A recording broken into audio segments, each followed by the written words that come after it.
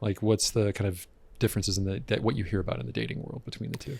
Yeah, so it is interesting because I have clients from a lot of countries, and I go to different countries and coach as well a few times every year. And the first thing I've got to say is it's by far more similar than it is different.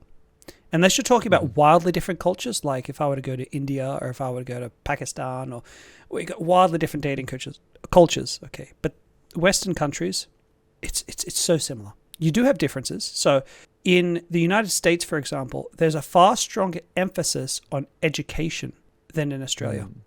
So people are more likely to date across Yes. educational lines? Yes, I noticed that. I guess there's a few reasons for it. I think it's more critical the way the United States is set up. From my understanding is it can be hard to get a lot of jobs if you don't have a university education, even if that education doesn't pertain to the job. Yeah, there's been this story around, people want to date in their class, and there isn't the respect for the trades that there should be. And so even though right now electricians and plumbers are much more stable, making a lot more money than programmers right now, people with degrees will still want people with degrees over people with a stable career. Yeah. Yeah. And I notice it's just a bigger deal. When I meet an American, I'm far more likely to be asked what I studied than an Australian. We don't ask that question. We rarely ever ask what someone studied unless it's relevant to the conversation directly. We may ask what they do, of course, but not what they studied. So that's a big one. And I do notice it in dating that just women are more sensitive to it than here. It's not the be all and end all like everyone says, but it is still more obvious, especially places like New York, where it's huge. I think Denver's a little bit better than other places because we've got a lot of tech. And so there's a lot of just IT guys who didn't do school. Yeah. Like old school guys that just banged on the internet until money came out.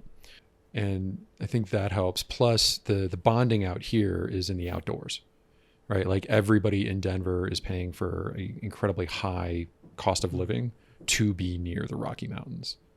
And so, whether you're an accountant or a plumber, you're both still skiing on Saturday. Well, see, and that's the interesting thing. And I can only talk anecdotally about myself and a couple of guys who I know, well, who have traveled. And I've never felt, so I'm a university dropout. I did 3 years of engineering, left with an intention to go back and never did.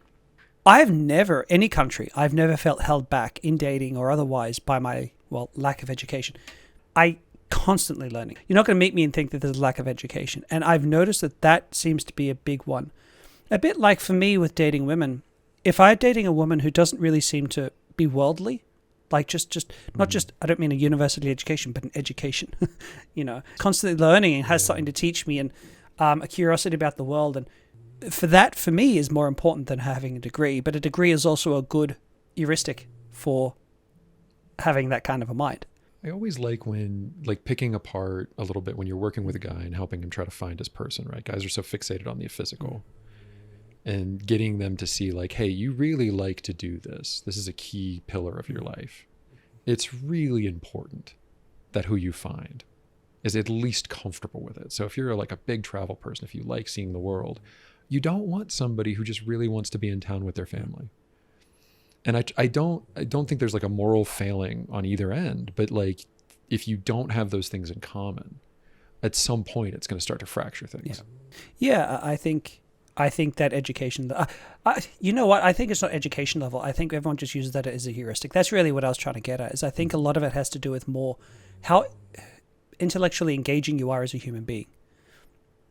Because here I am with a partner who's a university professor with 3 master's degrees and me as a university dropout. There is not a gap between us that anyone's going to pick Well, you out. sound like you're really intimidated by intelligent women. That's unfortunate. Yeah.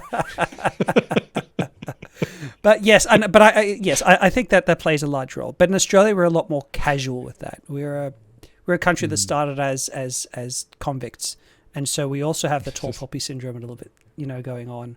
Yeah. And tradies earn a lot of money. If you work at a bar, you're earning $26, $27 an hour just working at a bar. The minimum wage is high. So survivability does not depend in the same way in Australia, and our healthcare is good. So there's all the survivability issues that don't matter in Australia like they do in the States. And so that, of course, feeds its way into the dating landscape. Yeah.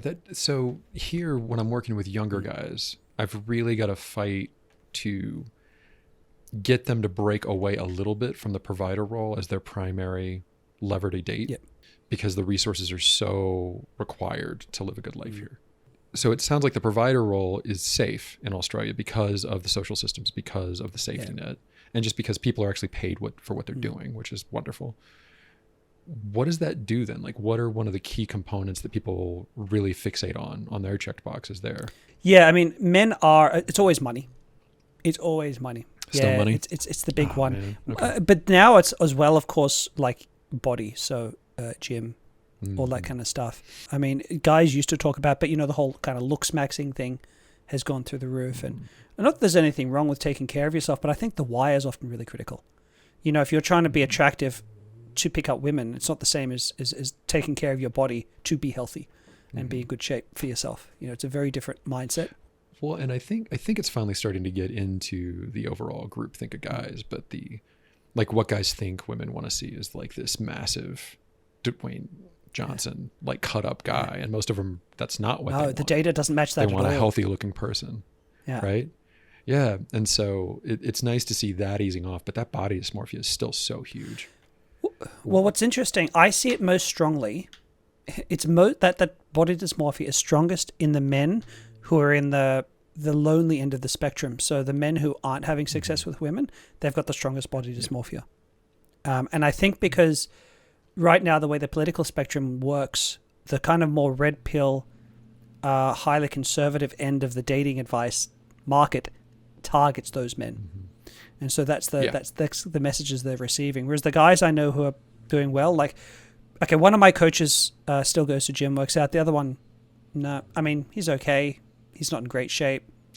It doesn't matter because it's like, I'm going to attract women. He's happy. Yeah, he's exactly. fine. He doesn't need the validation.